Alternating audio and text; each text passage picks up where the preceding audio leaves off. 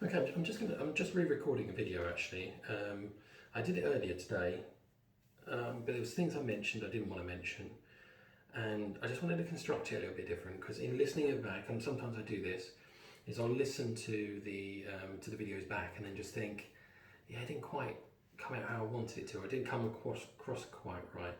And the only problem with doing that is that there's sometimes obviously stuff that I throw in, as far as extra bits that just come up in my mind.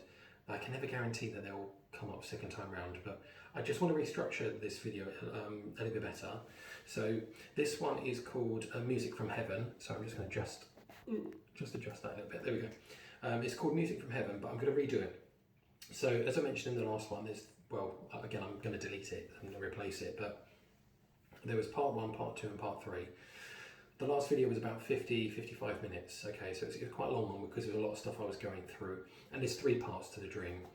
But the problem was, as it goes, part one's in order, but then part two is actually the last part, and then I wake up, but then I described part three, which was actually part two in reality, and it got a little bit jumbled, and it didn't quite work, but I mean, with extra explanation it did, but not quite as good as I would have wanted to. So I wouldn't. Well, I am a perfectionist, but I would have said with a lot of these videos, because of this stuff that comes up, I don't necessarily want to reshoot them because then I'm going to lose that kind of those thoughts and those bits and pieces from the initial one. So there's always a risk there. But I'm just hoping that this time around, I'm going to reshoot. I'm going to basically reshoot this. Obviously, I'm reshooting this one now. I'm going to go through them both and then see which one I prefer, and then I'll put that on. Okay.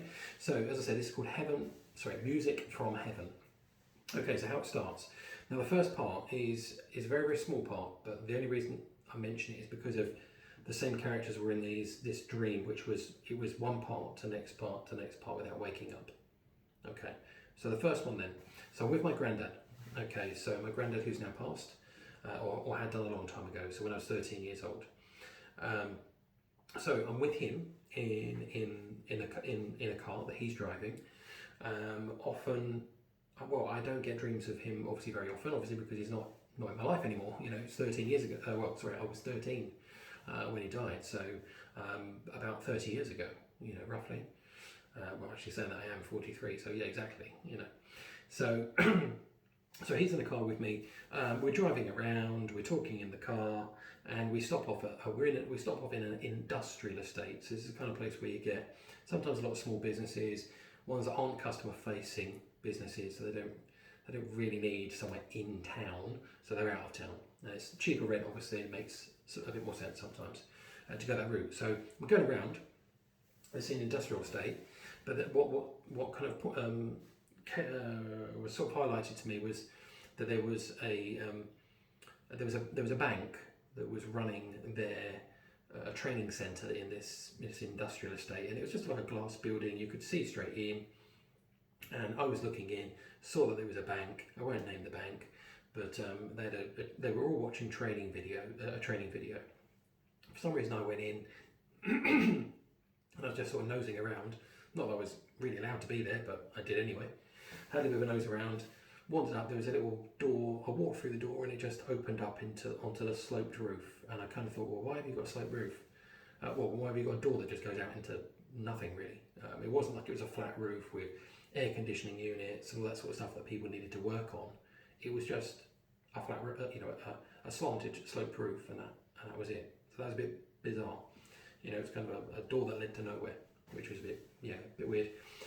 We come out there, and as I said, I'm with my granddad, and we walk around just the corner from where that is, and there's like a pretty sort of main road that leads to this whole industrial estate. So we start walking across, and it's the kind of road that's it should be, I would have said, about a 40-mile-an-hour road, but people were easily doing 70 mile an hour. They were absolutely blasting past, and so I was very, very cautious, looking up and down the road and making sure that we would time it right to cross over. And we got across, and then it just went into the next part of the dream. Okay, so this now makes more sense, I think, to do the next part in the right order. Okay, so it might need me jumping about a little bit here, but I think it works a lot better this way. So now we're at my granddad's house, so my nan and granddad's house, who I've just mentioned. Now we're at their house, okay? But it's just with my granddad's not actually in the dream in this bit. So I think that's all there is of my granddad actually in the dream itself. It's just that initial part, but as I said, it moves across to being in their house. Sorry for it phasing in and out actually with the light. It's really irritating camera. So this part is a demon part. Okay, so this part is basically where, as I said, we're in my nan and granddad's house. The orientation of the rooms is slightly different, but again, it's not really relevant. So we're sitting in the where was it? Yeah, we were sitting down in the living room sort of area and just chatting. Everybody's really tired. You just got a real sense of everybody being tired. Kind of where somebody's just like hanging off, like the sofa, all the chairs and stuff, and they're half asleep. Some people are asleep. I had the indication that of it being obviously night time and potentially that there being a party of some kind, because there was sort of still elements of it going on. Because I remember there was a guy who was upstairs and he was rolling something that wasn't a cigarette to smoke. So it's like the party was still going on. I didn't get involved in that aspect at all. There was a bit that involved looking after a child, and I had a sense of who this was, which was actually a friend that we used to have house parties around quite a bit. So it kind of made sense, a little bit of a connection there, which was one of my mates, my DJ mates, Dave, another David, and it was kind of there was a little flash image thing that was to do with him in a soft play area, just a little flash image. And it made sense because that there was a connection there that confirmed that the baby that I was just kind of sort of holding and looking after, I suppose there was other people that were looking after the baby as well, but that it was theirs. So Sam and Dave. Okay, so Samantha, that is. There is a little fly whizzing around here, which is getting a bit irritating, but I'm going to try and not be distracted by this fly. Anyway, so we're back into it. So again, I'm in the lounge. So as I said, there's an element of looking after a child, but I think that was in another room. But anyway, in this main room, which is where the stuff happens,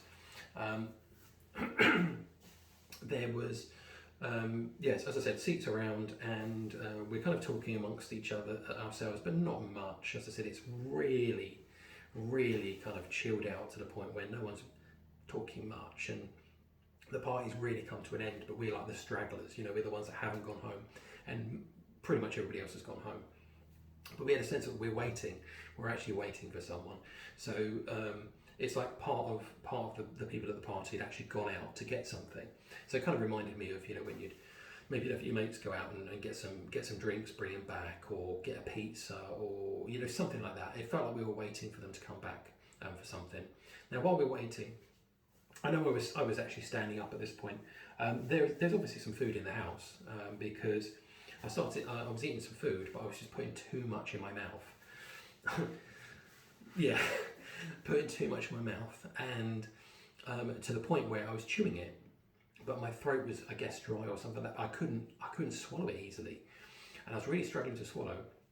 And then I was starting to panic because it's like the food wasn't going down, but I also had loads of food still in my mouth at the same time, and so I was worried that I was going to start choking.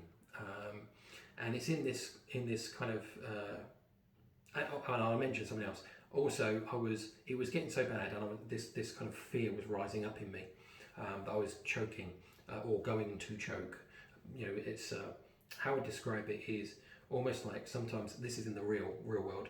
Sometimes I'll feel a little bit off, and I feel like there's going to be a spiritual attack or something that might happen, and I feel like it's a warning that I get from the Holy Spirit to say something's coming. And just be aware of it. I don't know that there's anything that I can necessarily change about some of these spiritual attacks, but this particular one, as I said, felt this choking sensation, which is interesting because if you've seen anything to do with my Demonic Realm series, I get strangled a lot, so much so that I stopped recording the strangulations and stuff like that. So this strangulation thing is a bit weird. It kind of comes out of nowhere. Anyway, so I don't think I said, I was kind of like almost like fish hooking my mouth and trying to get the food that was in my mouth that I had too much in. I was trying to just get it out, which is pretty gross, obviously, isn't it? But I was trying to get it out because I was panicking that I was going to start choking and not be able to breathe. I then sit down in a chair that's by this coffee table, and I think there was like magazines, it's weird. It was like you were almost in, as I said, you were waiting. It was like we were in a waiting room, like at a dentist or something, or a doctor's surgery or something. And there's all these magazines out that you can read if you want to. Anyway, I sat down specifically on a wicker chair, okay, which is a bit of a strange one, because none of the other chairs were like that, but that was wicker. I think that has a meaning to it, okay. And so I sat down on this chair, and no sooner I'd sat on this chair, then there was this weird demonic attack. But it was basically where I was lifted up, and I was just lifted up in the air. So I was like hovering, levitating, way above the chair, and I was just kind of looking around and thinking, what is going on? But I didn't get strangled or anything like that. So as I said, this strangulation thing, or this fear of it, was almost like it was I was being warned that something of that sort was going to happen, and it did happen. And I just got put down, just put down, and there wasn't much other than me saying, look, did you see that? Like, where does that come from? All this thing, and I'm kind of like looking around, and people don't seem to be too phased, which is a little bit strange. And then I think the people came back from that bit, and then it moves into the next part of the dream. Yeah, somebody levitating. Oh yeah, sorry. Just I say to the people at the house, and just say, look, you guys realise, right? You've got a demon in your house, right? I said it's some sort of invisible force that just literally just picked me up. And I want to share some thoughts about that right now. Okay, I know I've not finished the dream at all, but I just want to quickly throw something in there now. Now that particular house, my nan and granddad's house, when I was young, I always got a little bit of a eerie feeling about one particular room more than any other room. I'll say that there was 2 rooms, to be fair, but they were all bedrooms, obviously, for my mum and her brothers. When they used to live there, it was the family home. But as a kid, when I was visiting, that's where my nan and granddad used to put all the paper and stuff. And I used to do a huge amount of drawing, because my mum's side of the family are a lot of them are artists, painters. My granddad was a phenomenal drawer, absolutely phenomenal, like the best of the best. He was phenomenal. There was like pictures, up on the wall of stuff that he'd done, and pencil drawings. They're so accurate, so incredible. And I used to sit down. I've mentioned in previous videos I wanted to be a pilot. When Top Gun first came out, I was well into that. I had aircraft, models on my ceiling, and I was very into it. And I used to draw pictures with my granddad all the time. Okay, so I've got really fond memories of my granddad, and being around at the house actually. So without this kind of eerie feeling that I used to get quite often when I'd go up there and get some paper, I'd kind of always want somebody with me. But if no one was with me, I'd walk into this room, and then I'd like grab it, snatch it, and run out. I had that kind of feeling about it. And there was another room that was similar to that had a bit of a dodgy feeling about it. I just didn't like it. It might have been the decor, to be honest. Apparently it was I can't remember who used to live in there, but it was a very dark room in that it kind of felt like almost like like a men's club. Do you know what I mean? Like the dark woods, just dark things. I don't know. I can't remember if it had like stuffed animals or anything like that. It may not have done. But it had that kind of vibe about it. I just didn't like it. Just didn't like it. And also, these rooms were set up as bedrooms still, but no one was living in these rooms. It was just one room was obviously for my dad and granddad, but the kids had all left. Obviously, that was my mum, So they were not used other than like a storeroom, and then the other room was kind of a little bit of I can't remember what that was really used for.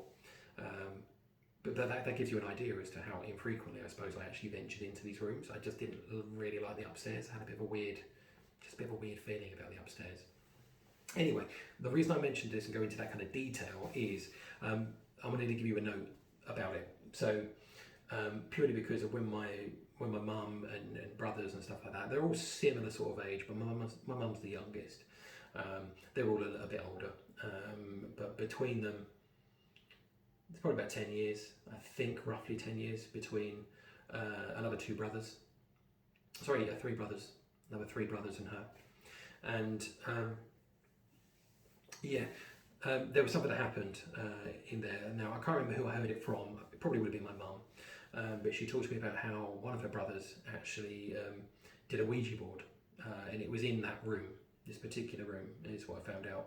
But years later, years and years and years later, I found this out that he'd be used to mess around with a Ouija board with his mates, and they all thought it was a bit of a game. Obviously, there was a period, wasn't there, where I suppose it was a game. I mean, it's still made as a game. I mean, I mentioned that in a video a few days ago. I went out shopping and there was a long pillow that had a Ouija board across it in the Halloween section. I was like, who wants to put their head on a Ouija board? Like, weird, so weird. And why do these companies do this? Like spell books and stuff in amongst Christian books and New Age crystal sort of like healing and all of that kind of stuff. Yoga books, all of that kind of stuff. I'm like, what is this? Anyway. So this happened. So I'm going to tell you the story of what happened. From my memory. Okay, this is an old memory. Okay, I probably heard this about 20 plus years ago.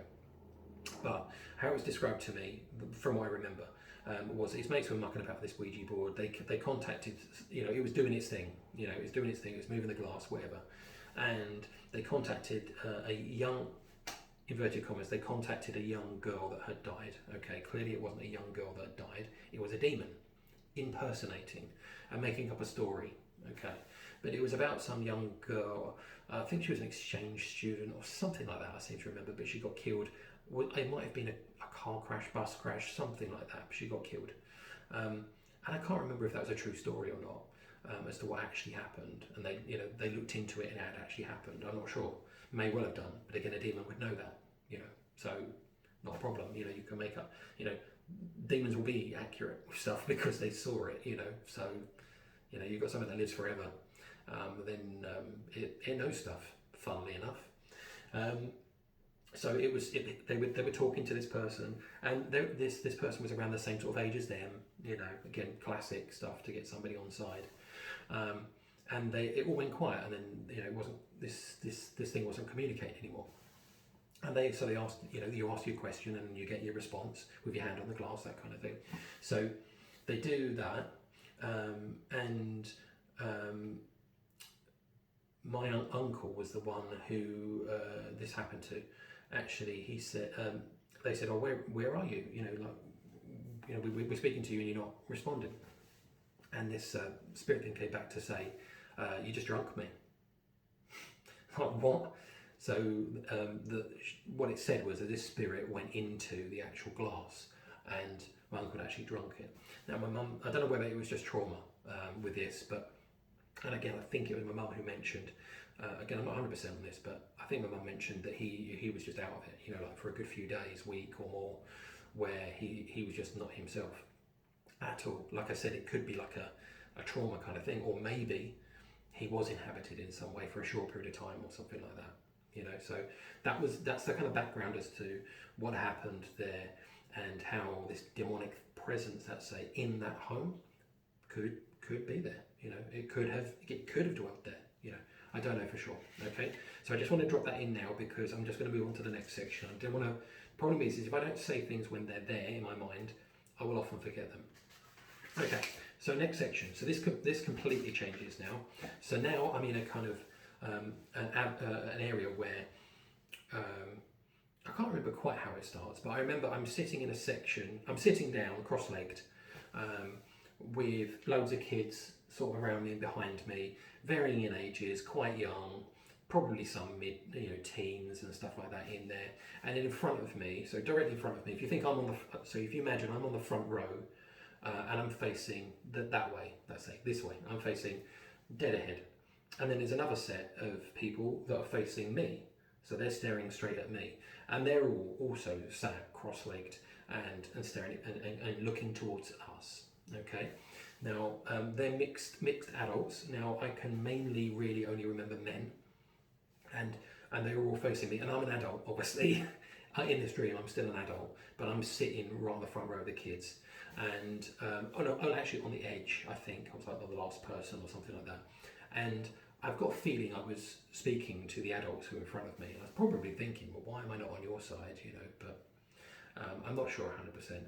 But I was sitting and they were in front of me. There was something that was going on in the background, and that was more to my left. There was probably some sort of a staging area or something of some kind, and on the far right was actually like a hallway kind of area of where you came into this building, whatever this building was. Okay, so we just visualize that. I'm in the child sort of section bit, looking ahead with the adult section looking back at me, all cross-legged. Yeah, there's something I want to add in, but I don't know for sure because I didn't write it down. But I had a feeling that everybody was wearing the same sort of clothes, but I'm not 100% sure. So I didn't write that down, but I don't know why I've got this kind of lingering feeling that they were. I would have thought I would have wrote that down, but I didn't write it down. Anyway, because this dream happened back on the 26th of July 2025, so only about a month ago. Anyway, so what happens is I think what happens is, because I've got the adults in front of me and they're quite close to me, I'm kind of speaking, being a bit naughty really, because this scenario felt like a church environment. I would have said it's just a sense I got from it. I didn't see people preaching and stuff like that as far as I know, but it just had a church vibe to it. I don't know how to describe it other than that. Okay. And then at some point we went out to another area and we were outside. And again, all these mixed adults, let's say, that were in this section, I was opposite. I wanted to speak to them. You know, again, I was not in their section. I was in the children's section, but I wanted to speak to them. And it was all about me testing the genuineness of their faith. Really, as I said, it was all faith based. So that's why, again, it makes me think church. I wanted to test them, but this was in a friendly way. That's why I want to get across here. I wasn't like, oh, you're a fake Christian, oh, we're going to test you. It was more, I was speaking to everybody, and I was just kind of sounding it out, you know, like, do you, like salvation, what's salvation to you? What's this, what's that? That's kind of what I was doing. And I was, sounding them out, okay? But I feel like I was doing that a little bit when we were inside the building as well. But certainly when we got outside, we were, for sure. But I was out, it was like the adults went out first to this grass area, and then the children went out afterwards. So I was coming in sort of like behind them, and they were almost like in their same row. I know this sounds really weird, but they were all standing in a row, and they were turning their back on me. So they were turning their back on me, and they were kind of walking off. But there was one guy who was probably, I would have said, mid-teens, and I saw all of these people just turn and kind of walk away.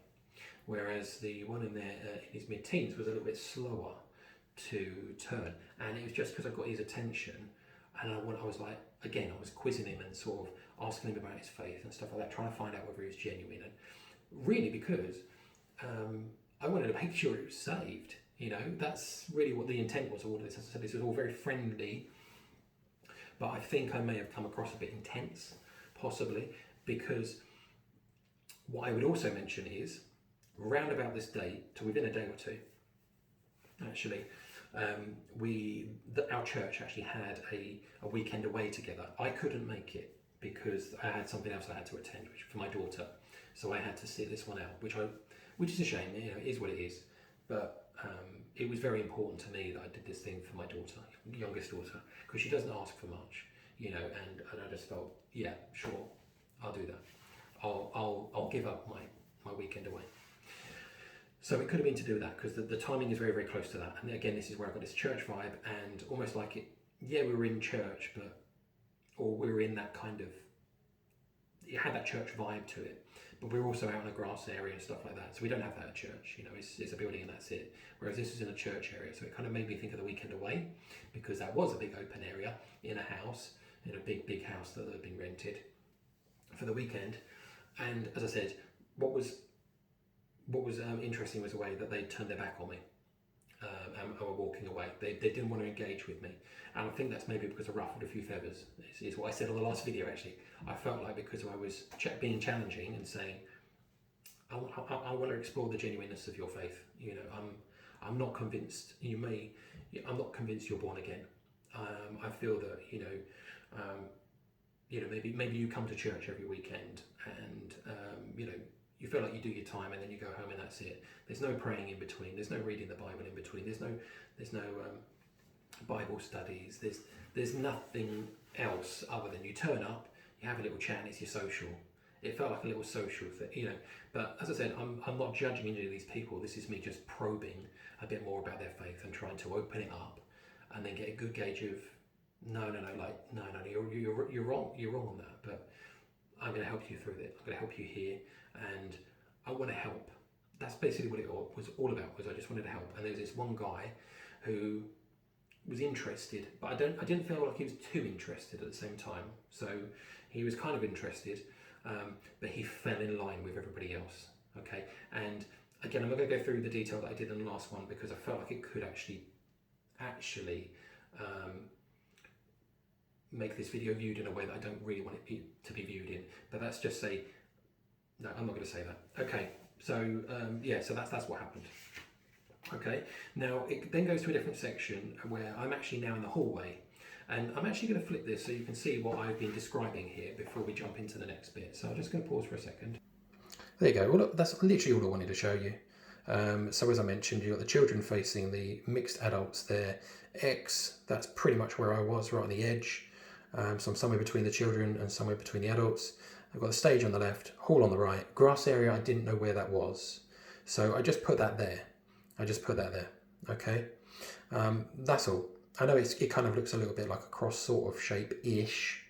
But again, that's just because I've got no idea where the location was. That's just a spot I'd made room for on my paper. Okay, so don't read into that necessarily. But the rest of it, other than the grass area, yeah, that was roughly what the shape was. You know, kind of roughly what the scale was. I think maybe the hallway was a little bit bigger, but yeah, that's roughly it. Okay. Okay, we're back to me, front facing. Okay, brilliant. So then that hallway, that bit I just showed you. Okay, so now I'm working my way to that hallway. I'm with somebody in the hallway, but I don't know who that was.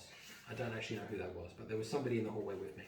Now, while I'm in that hallway, and again, I don't understand why I was there in the first place, I suddenly start hearing music. Okay, and it's not music that's coming from anywhere in the actual the property itself. It's coming from directly inside me. This music is coming from inside me. Okay, so I would have said it sounds like, obviously, when you've got earbuds in, you know, and they're really like pretty loud and kind of like that. But I know I've not got earbuds in, you know, and I know that the music is not coming from around me, it's coming from inside me. Okay, now instantly, there was no thinking here. I instantly knew and recognised that was God playing music to me. I know that's really odd, but God's playing music to me, and I knew that this was the case.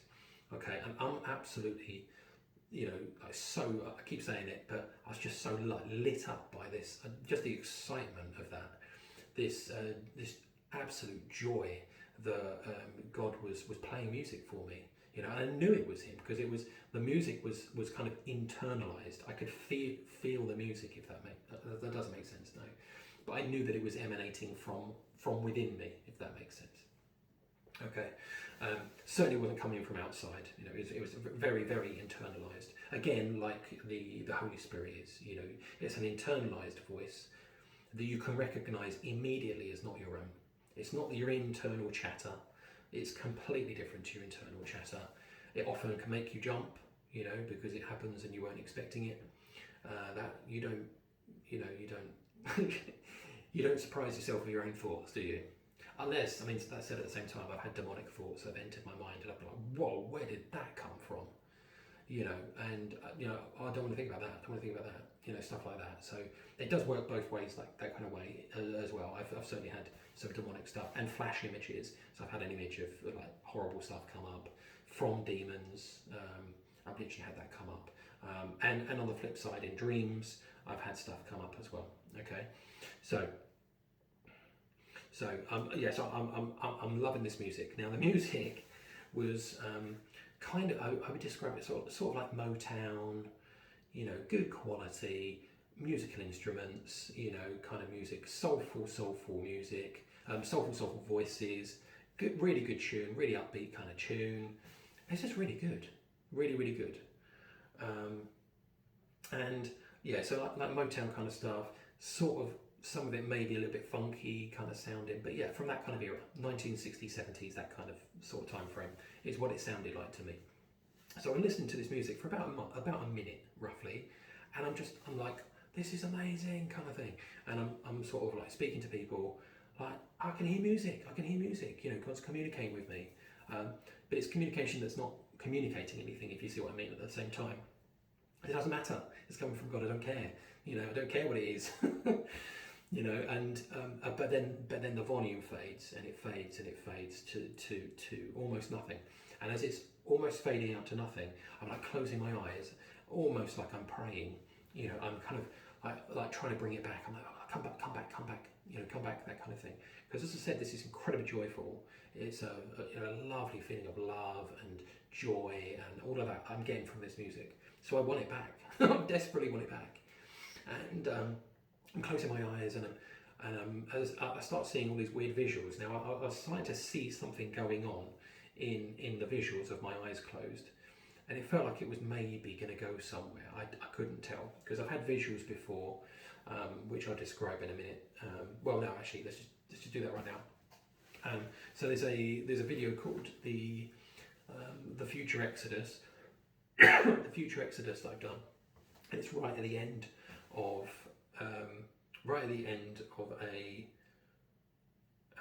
a dream, and it goes all pitch black. And I call this many times like the titles of your dream. It's like the credits are coming up, but there's nothing. It's just black, but it's like it's going to go into credits. But then something comes up. Now in this particular one, that particular one anyway, there was a picture that was drawn, and it was like it was drawn with a finger in sand, is how I describe it. Very, very basic. It's just the outline, a couple of little details to know what it is. I could see what it is, and I was told it was just woman, and I was like, well, what does that mean? I woke up from the dream, and that was woman. It was, again, I found that with the Holy Spirit a couple of times. It's the parting thoughts. It's just while you're in that little moment of you're not quite woken up. And it's this is what I want to leave you with kind of thing. I've had that several times. As I would have said, I've heard from the Holy Spirit in that way, actually audibly, probably 3 times. I went through and I actually recorded one of those today, which I actually did record after this. It kind of gave me the inspiration to go into the next one. So this is going to sound a little bit weird now because it's a little bit out of order. So I might be referring, saying, oh, I did this video about that, but it's the same day filming, so it's not going to be a problem. But in that one, it was woman, and then I was figuring out what that was. Figured it out. It's in that dream. It's really, really interesting. It's brilliant, brilliant, brilliant dream. That's one of my favourites. I only had that about a month ago, but that's one of my favourites over the last 2.5 years that I've been a Christian. So definitely check that one out. So closed eye visuals. Okay, so I'm seeing closed eye visuals, but it's just like a little bit of green light, a little bit of red light, a little bit of blue light. Nothing. But is it converging? Is something happening? Because I've had that sort of stuff happen before. I did a lot of meditation before I was Christian, and I went on wild trips to my Nana Granddad's house, as it goes. This house that we're talking about. I went there and I was experiencing everything like I was there. I was wandering around the house, and I was like, oh, I remember.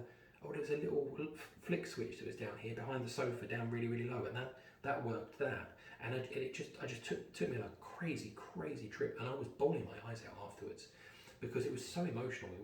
It was taking me through memories and all of this stuff as I was literally just going through from room to room, and it'd be like almost like lighting up, or like creating all these memories and stuff like that. I was like, oh yeah, I remember hiding here behind the sofa, and then when my dad came to pick us up, to take us home, I'd hide there, and it would be like a little thing. He'd come in and try and find me behind the sofa. So cute, all these little things that come back, into your memory. And yeah, loads of stuff, absolutely loads of stuff. As I said, and I came out of it, and I remember I sent a message to my mum and dad, and I was just so thankful. I was sort of saying, I had an incredible childhood. I want you guys to know I love you guys so much.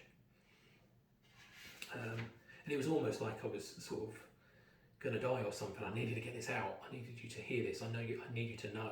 That's what it felt like. And so it got me hooked. This is the problem. That's the problem. I was given something. It's almost like the first fix of a drug. And hooked. Right, I'm meditating. So I'm doing this like every other night or every night, and the kids are coming down. Oh, you've interrupted me. I was 20 minutes in. I was really getting somewhere. And like my wife calls down to me, and I'm like, oh come on. It wasn't good, and it was longer and longer. I wanted to do it. It was like 20 minutes isn't enough. That's like me keeping my eyes open and closing them. There's nothing that's going to happen in that time frame. And I was getting really into it.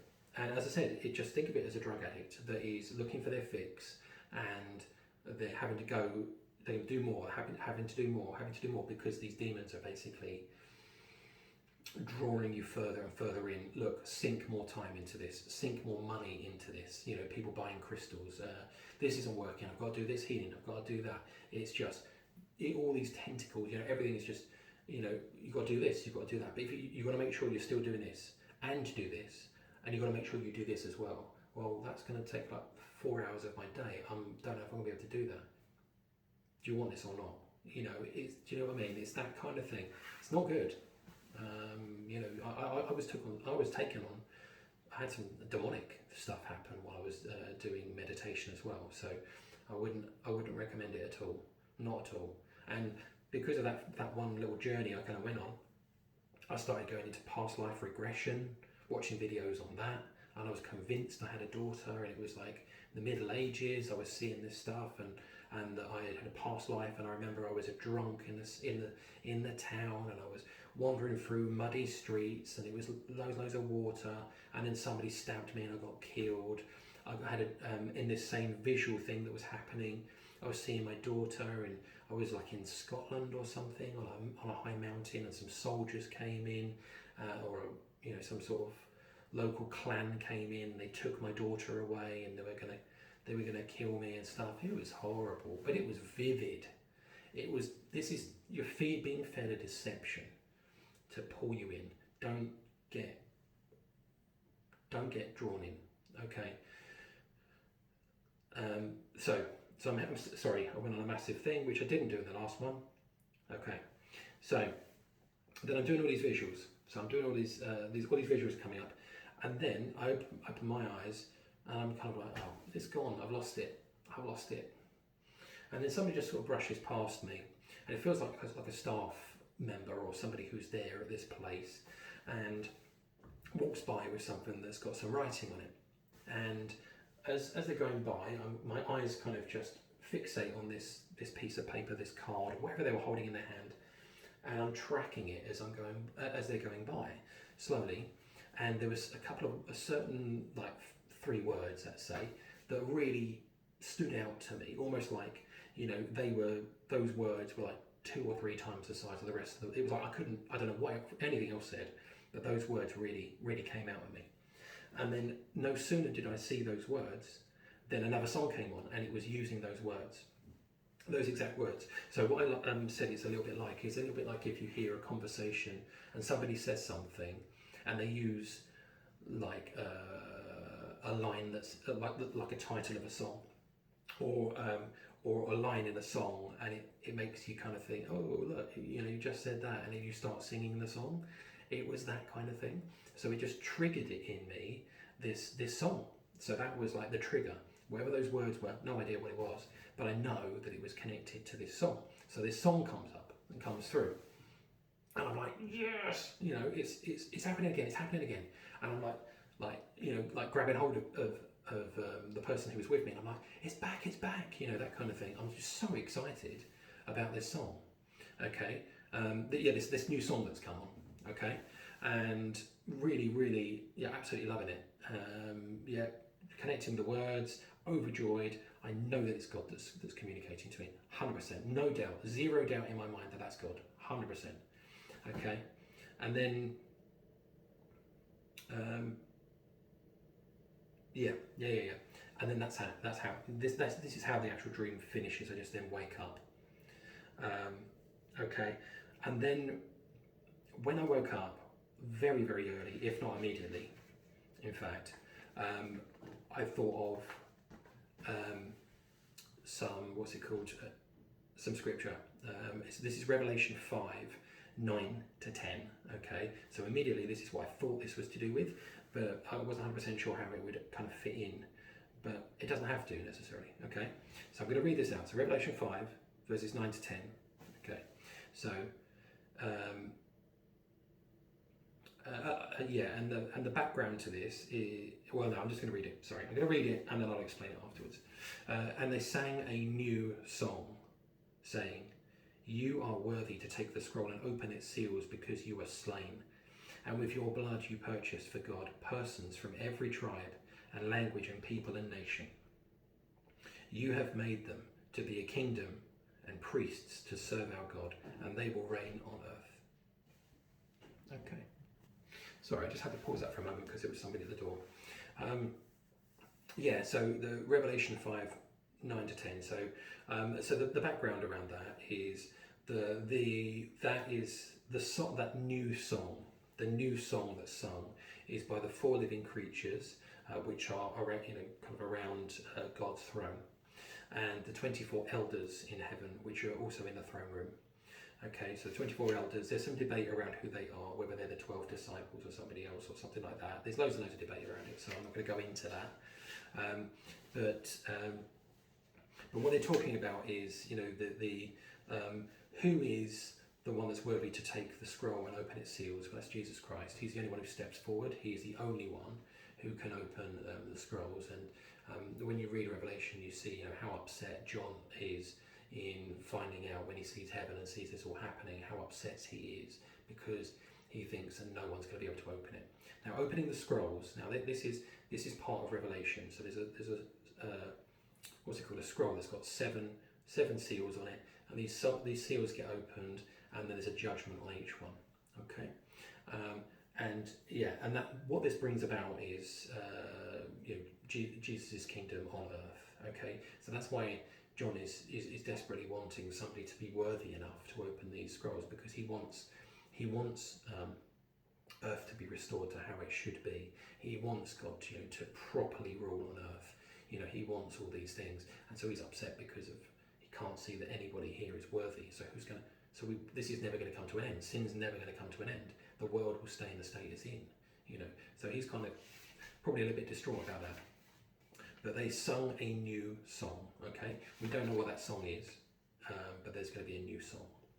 Okay, so that's what it felt like that was talking about to me. Okay, and it says about where is it that you have made them a kingdom of priests, just to reign on earth. Sorry, your blood has purchased for God's persons from every tribe and language. Now, that was the kind of little bit I didn't get into with the church bit. So where I saw people in the church, and I won't go into anything other than just saying that there were certain people, let's say of certain tribes and nations, that were the ones that turned their back on me. Okay, so again, I won't go into any detail of that, but that's where that was kind of relevant, but I didn't want to get into it because then it might rub people up the wrong way, which I don't want that to be the case, and that be the takeaway. That's not what should be the takeaway at all. Okay, so that's what I think the meaning is. There's obviously a deeper meaning in there, I think. Obviously, with me looking with the evangelism aspect of me trying to make sure that that the Christianity, your Christianity is genuine, that you were born again, and that's from a place of love, which is where that's coming from. And it was in my dream, of course. And it's to make sure that people are saved. There's no point, saying to people, no, you're all right, you're fine, yeah, you might struggle with this, that, and the other and stuff. And yeah, I know you don't go to church, and yeah, I know, you name the problem. You're fine though, God will accept you. It's like, yeah, but you should be showing signs of the Spirit. You should be showing signs of that you are transformed. If you are not transformed and you're still the same person, or you've gone back to the person that you were, then I would suggest you're not saved. So that's the key thing that I'm trying to say here. And I think in every church you're going to find people, aren't you, where you think to yourself, what are you here for? Why are you here? I just don't. Again, maybe that's me, but I get really frustrated with certain things, where Again, I'm not going to get into it. I'm not going to get into it because I don't want to end up, speaking badly about anybody in particular, or pulling this back into my church experience and stuff like that. So I don't want to do that. Right. Interesting that they turn their backs on me though as well. So it's like you're kind of saying you're kind of challenging them and saying no, you're not born again. They don't want to hear it. They don't want to hear it. They want to settle in to the fact that as far as they're concerned, they're fine. You know, between them and God, they're fine. But maybe they're not. That could be they're born into Christianity and they've just gone, yeah, I'm Christian. You know, and that's it. I've said in previous videos, you know, a little while back, you know, it's like just because you tick yes to religion as Christian on a government census, it doesn't make you a Christian. Just because you live in a Christian country doesn't make you a Christian. Just because you were born into a religion, it doesn't mean you are that you identify as that. You can culturally, but you hear that all the time, don't you? Oh yeah, I'm a cultural Christian. You know, I love the values and stuff like that. Okay, that's completely separate, you know. So that's the thing. You could be culturally Christian if you want, but that means you're not saved. What you should be is truly Christian. Christian is somebody who follows Christ. If you're not following Christ, you're not a Christian. It's as simple as that. Okay, can be a harsh message, but you know, it is what it is. Okay. Oh yeah. Sorry. The next bit I wanted to go on to. Yeah. So sorry. This is just a summing up. So, as I said, I've just got this new song, and you know, Revelation 5, 9 to 10. This is what I'm thinking of. Immediately, I'm thinking of that because there was the initial song, then it faded away, and then there was a new song, and that's why I actually thought, oh, it's a new song. I've got a new song. That's what it was. Okay. That very same day, I then what's it called? Did it again. I've just realised I forgot something. When I was talking to people, and I was talking to that teen boy, you know, I mentioned here, I was trying to get him interested. I was trying to talk to him. I was using my testimony. Okay, I was saying to him, I said, you know, I've had crazy, you know, things happen in my life. You know, this has happened, that's happened, and I actually said to him, even today, I got attacked by a demon where I was levitated off of my seat. I forgot to mention that in the other video, and that's kind of paramount. Okay, so that's why I knew the order, because I'm talking to this person about a demon, and so I'm using my testimony.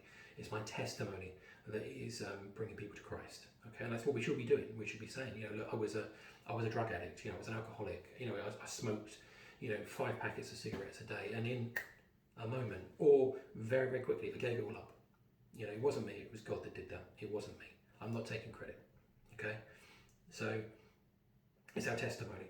So the reason I want to talk to people sometimes about demons and things like that is I'm not trying to kind of impress people about it. It's more I want them to realise how real it is, and that's why I did the demonic series. It's not me giving them any glory. I am obviously giving God glory throughout that, but it's far more to do with me equipping people, making people understand that this is real. Because so many people do not experience the demonic realm. But it's very, very, very real, believe me. As I said, I think did I already mention? I had a demonic attack last night. You know, I was my wife wasn't in the room. If you see my testimony, not my testimony, my demonic realm series, you'll see that it's like 90% at least of the attacks I have are when my wife's not in the room. Now that's not because I know that she's not in the room. I only realise when I wake up and I notice she's not there, and I thought, oh, here we go again. It's happened again. It was a very, very nothing kind of attack, to be honest. You know, it wasn't one where I felt really in distress. You can feel really in distress, but I knew it was an attack. But it was, as far as attacks go, it was pretty low end. You know, but it was an attack. You know, I come out of it, I was like, whew, you know, kind of like breathing, you know, like whoa. And it made me go all lightheaded, and yeah, I felt dizzy. And in the actual dream thing where I had this demonic attack, I was stumbling all over my room that I was literally obviously in because I was sleeping. My wife this was like 1:45 in the morning. My wife was downstairs. She put a wash on, something like that. She put like a wash on. She's doing some bits and pieces. She doesn't sleep very well, so she can do some stuff at some odd times. So there was that thought that I wanted to mention, which was about that demon, stuff like that. There was another part. There was another part that came to me as soon as I mentioned that, but I can't think of it. Yes. So sorry, this is not going to take too much longer, but I'm also going to, I said I was, in the last one, I put in another time when I've actually had an experience of the Holy Spirit. So this is going to be very, very brief, okay? Very, very, very brief. So the dream was, I was at the side of a little lake, a little fishing lake, okay, quite a small one. That's exactly what I did with my granddad. Okay, so with my granddad, I've just been going through the dream with same granddad. Okay, so that helped me link it in as well. So in that scenario, in this dream, sorry, we'd been catching fish. We've been catching fish, and the car actually parked right up against where the lake was, or this pond was. Now, in reality, it wasn't. The car park of this little training, it was like a training lake really for youngsters, and I was young when I was doing it. And the car park was a little bit of a distance away up a hill, but in here the car, we just parked up next to the lake. And what was happening was we were getting these fish, and they were big fish, really big fish, and we were throwing them into the boot of the car. And that's really all the dream was just that, throwing these fish into the car.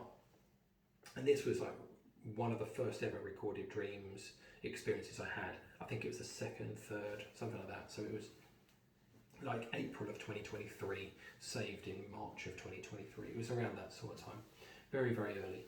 And when I came out of it, as I said, the whole credits dark screen thing, had the credits dark screen thing, and it was just follow the fish.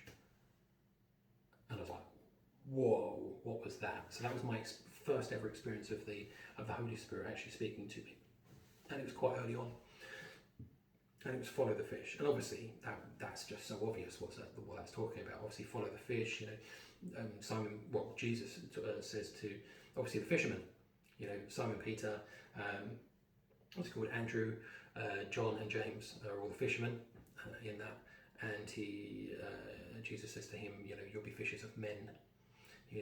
That's what you can be doing. You can be fishers of men.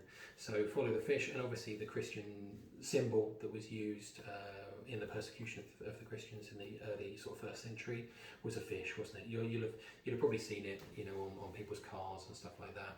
It's got Greek. I think it's got Greek initials and stuff like that in it, which means certain things. But I can't remember what they are. I can't remember the name of it either, but it's pretty famous. But it was just follow the fish. I was like, okay. So I'm assuming that means, follow the existing Christians. Learn from people, and that's what I'm doing. Okay. So hopefully you found this interesting. It was only a touch shorter than the other one. The other one was 55 minutes. So I think I'll go with this one. I think it was better put together, this one actually, than the other one.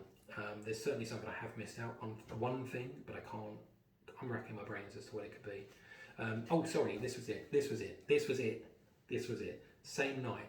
So the day I had that dream, this whole dream I've been talking to you about, that same night, at 7:30 at night, that exact passage, that Revelation passage came up. Okay, so that came up. I had already written down that I knew that what this dream was about, and then Revelation 5, verse 9 to 10 came up in a video. I was just like, okay, there you go. There's your confirmation. It was a Chuck Missler series talking about Revelation. It was actually talking about the 4 horsemen of the apocalypse and stuff like that. But I think he went a little bit off topic and then started talking about the new song. So I'm not sure if it was part of his overall thing, but there it was. Okay, that's it. Hopefully you found that interesting, and I will get another one all sorted for you as soon as possible.